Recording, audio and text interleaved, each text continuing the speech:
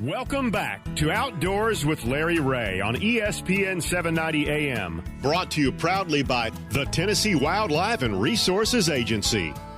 Hey, good Saturday morning. Welcome back to Outdoors with Larry Ray as we wrap up this show on this special day, Armistice Day, November the 11th. And again, we salute all you veterans out there, past, future, present, that have served our country and made us the land of the free, and that includes my Navy buddy over there, Ron Wong. Thank you, Larry. And his tour. And I echo your comments there. Thank you so much, all of you armed force. It just works out this November the 11th to have this show on this day. And also, again, I said that's my son's birthday.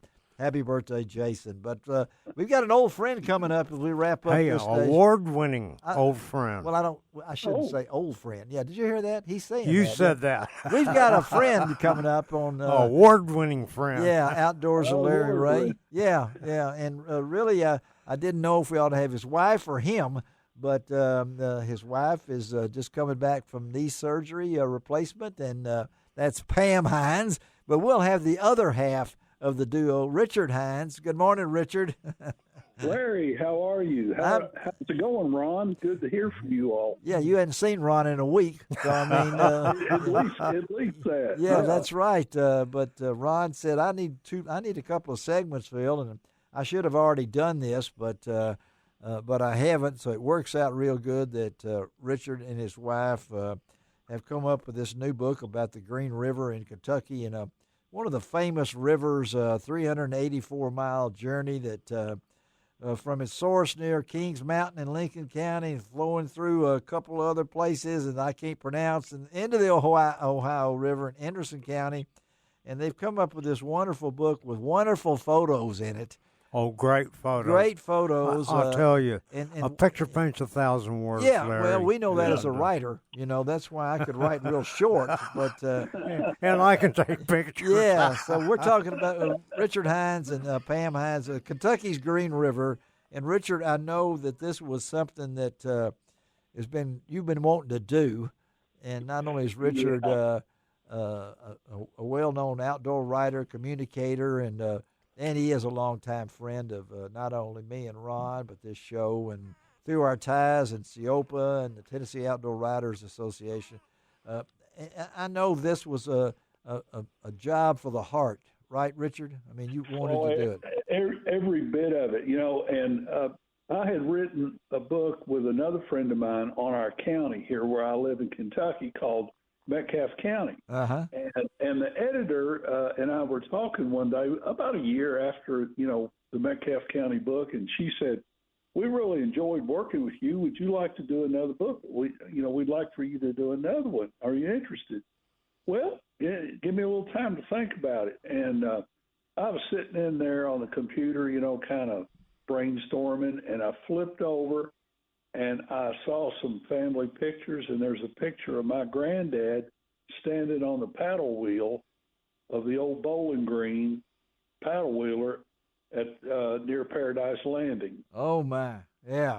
And Ron, if you flip through the book about midway, you can see he's got a straw hat on, and he's sitting there or standing on that paddle wheel. That's my mother's dad. Really? So, okay. Yeah. So he'd been around the river all that time.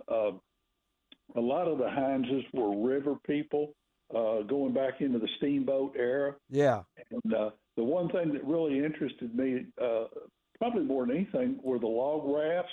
Yes. Yeah. Logging was real big, and one of the ways they got the logs down the river, they would drag them out all summer and have a landing along the riverbank somewhere, and they'd pull the logs up, pin them together, chain them together, tie them together, and some of these rafts were upwards up to 300 feet long. Wow. Wow. And, so one guy, they paid him $1.25 a day for a skilled pilot, and he loved it probably. I mean, that skilled pilot would run that log raft from way up in Kentucky somewhere, typically to Evansville, Indiana. Wow. And there's a lot of twists and turns on the Green River, too.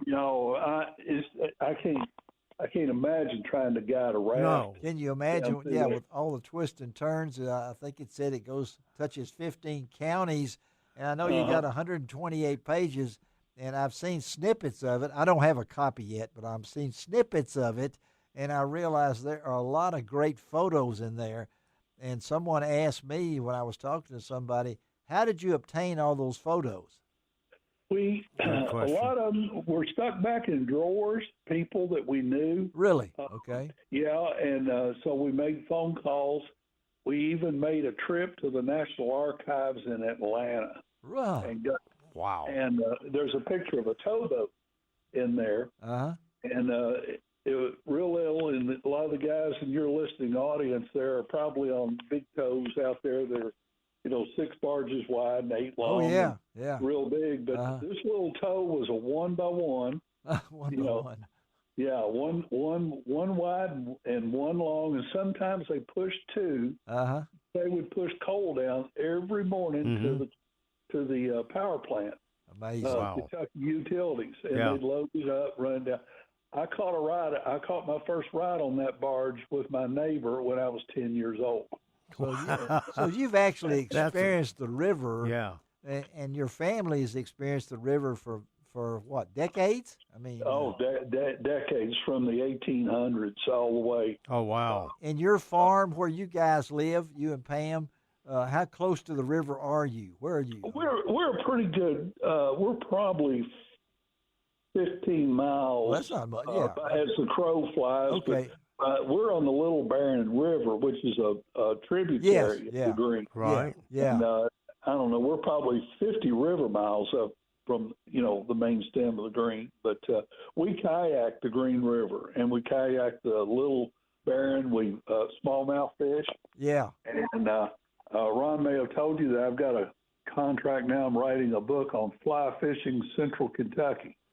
And hopefully that's going to be out this time next year.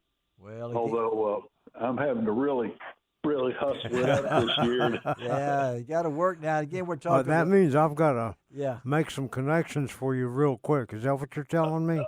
Ron, yes. Ron is Mr. Connection. Again, we're talking to Richard Hines about this book. It came back in late May. It's come out, 128 pages. Arcadia Publishing on the Kentucky's Green River.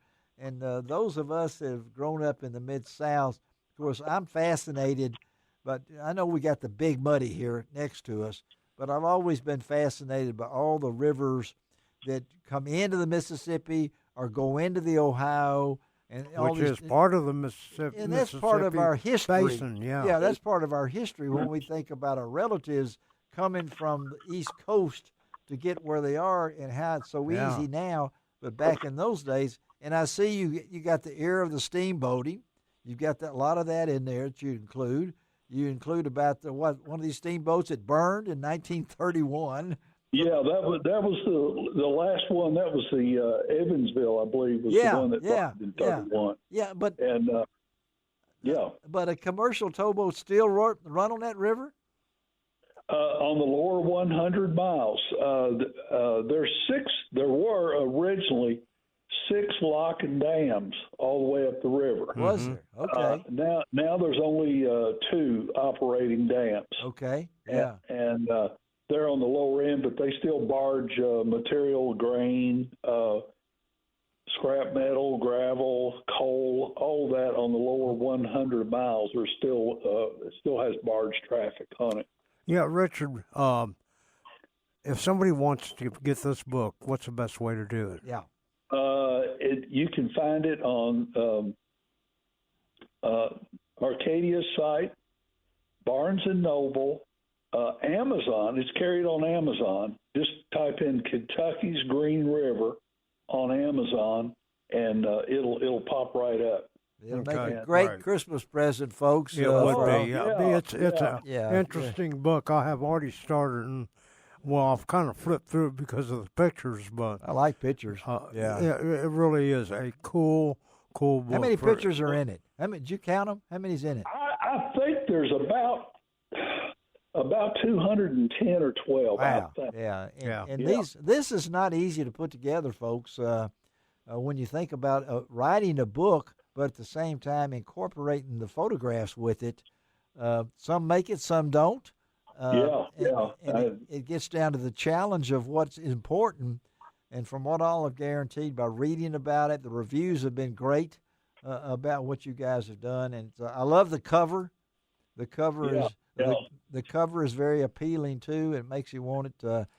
We appreciate it, buddy. Yeah. Good talking to you again, Richard Hines. It's Kentucky's Green River, a great Christmas present for anybody. Yeah, we got any time left, Shelby?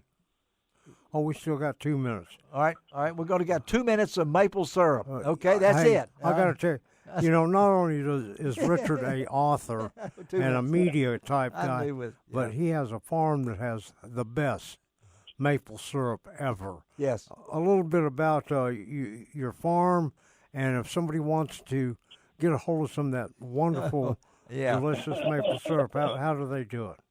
Hines East Fork Farm. That's it. We have a Facebook page. Yes. And Hines East Fork Farm. Okay, farm, and it's a Facebook page. I've got it. Every time we have a conference, it's one of the hot-selling items. And, it is, and last year we had a really bad maple year, but so keep fingers crossed. We need cold weather at night. Okay. We need to be in the 20s at night. All right. We need to get up to about 38 to 41 during the day. Mm-hmm. And contrary to popular belief, the sap moves up and down the tree during the spring. Okay. And so you need the cold weather to pull the sap back, and warm weather, obviously, to push it back up. When it pushes back up, it comes out our lines, and we collect that sap. And it takes us 40 gallons of sap and we have to boil that down to make 1 gallon of syrup. 40. Wow. Well, a lot of information right there that went through a lot of people's minds and say, what did you say? Go to LarryRay.com or YouTube and listen to this again. Yeah, okay. You got to listen to this. 40 to 1. All right, Richard, we got to go, buddy. We thank you again. Tell Pam be praying for her during this recovery. All right, guy? Very good. We got to fish soon. All right, buddy. I'll see you down the road. See ya, Richard. All right. All right, let me tell you about next week's show real quickly. Frank Barton will be the co-host in the studio. Our good friend Brent Callicott of Union City. We're going to talk weather on next week's show, and Brent's going to talk a lot about what's coming up weather-wise. And we're going to have the man himself, Scott Williams, President and Chief Executive Officer for Discovery Park of America. They got right now their 10th anniversary, and they've also got it started on November the 10th, Duck, Duck, Goose, Waterfowl of the Mississippi Flyway. If you hadn't been to Discovery Park of America near Union City, go. Gotta go. Ron, appreciate you, buddy. It was great. The fastest 90 minutes in outdoor radio. And it doesn't cost an extra cent to be a good sport. And what else, Ron? God bless the USA.